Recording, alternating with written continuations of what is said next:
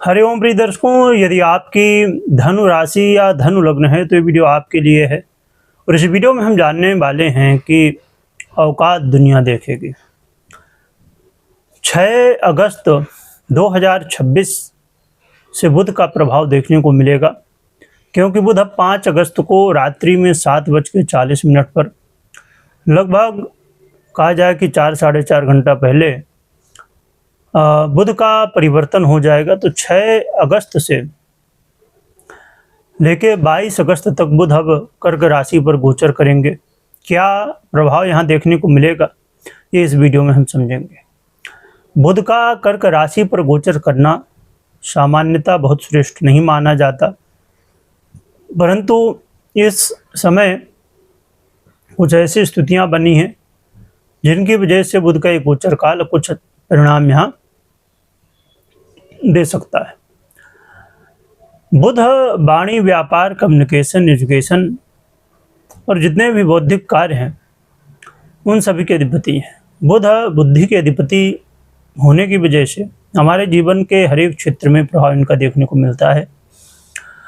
इसीलिए बुध का जब कोई भी परिवर्तन होता है तो उसका प्रभाव बहुत गहराई के साथ देखने को मिलता है। वो भले ही छोटे रूप में हो या बड़े रूप में हो, परंतु यदि आप ध्यान देंगे तो बुध का प्रभाव जरूर देखने को मिलता है।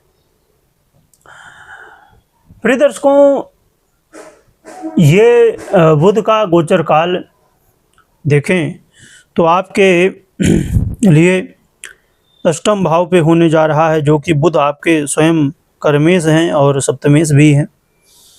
ये समय आपके लिए अचानक धन लाभ कराने वाला और कुछ ऐसी अपॉर्चुनिटी मिलेंगी जो कि अचानक देखने को मिलेंगी। व्यापारियों के लिए बुध का ये गोचर काल बड़ा ही श्रेष्ठ हो सकता है। ये गोचर काल व्यापार में कुछ चल रही प्रॉब्लम को अचानक सलूशन में बदल सकता है। और एक बात ये जान लीजिए कि ये जो राशि फल है ये चंद्र राशि और लग्न राशि दोनों के आधार पे आप देख सकते हैं, और ये सामान्य राशि फल है।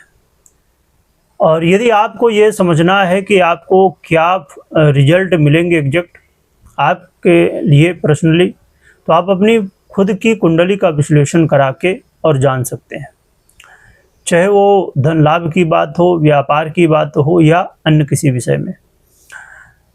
तो प्रिय दर्शकों, व्यापारियों के लिए यहाँ पर चल रही प्रॉब्लम में बुध कहीं ना कहीं हेल्प करते हुए दिखाई देंगे। परंतु इसमें इस बात का जरूर ध्यान रखिए कि मैरिज लाइफ को लेके बुध का एक गोचर काल प्रॉब्लम क्रिएट करेगा। मैरिज लाइफ में लड़ाई झगड़े, वाद विवाद, और आपके जो पार्टनर हैं, लाइफ पार्टनर हैं, यानी कि पति या पत्नी, उनके स्वास्थ्य में दिक्कतें हो सकती हैं, समस्याएं हो सकती हैं।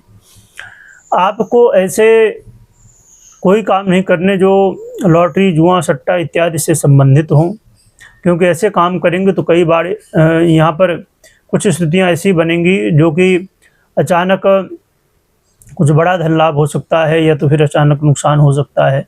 इसमें नुकसान होने की भी संभावनाएं प्रबल हो सकती हैं, इसलिए आपको ध्यान रखना चाहिए। व्यापारियों को इस बात का ध्यान रखना चाहिए कि आपको अपने वाणी में संयम रखना है, अहंकार नहीं रखना बिल्कुल भी, और बहुत ही चीज़ों को प्लानिंग करके क्या प्लस माइनस इसके हैं इन सभी को देखते हुए फिर आगे आपको बढ़ने के लिए प्रयास करना चाहिए। नई शुरुआत करने से पहले बचिएगा। जैसे मैंने कहा कि वाणी में संयम रखिएगा, चाहे आप व्यापारी हों, नौकरी करते हों या आप कुछ भी करते हों, तो आप वाणी में संयम रखिएगा। ये समय उन लोगों के लिए थोड़ा सा मुश्किलें पैदा कर देगा जो लोग वाणी से रिलेटेड काम करते हैं, उनको थोड़ा सा संभल के ही काम करना होगा। और यह समय एक बहुत ही यहाँ पर उन लोगों के लिए सजग रहने की ज़रूरत है जो लोग टैक्स से रिलेटेड या और भी ऐसी चीज़ें इसमें कोशिश करते हैं बचाने की, में से रिलेटेड काम करते हैं, तो यहाँ पर आपको बचना चाहिए। तो बुध के कुछ ऐसे प्रभाव हैं और बुध का ये गोचर काल आपके लिए कुछ ऐसे रिजल्ट देने वाला, परंतु अब हम जान लेते हैं कि क्या उपाय करना चाहिए।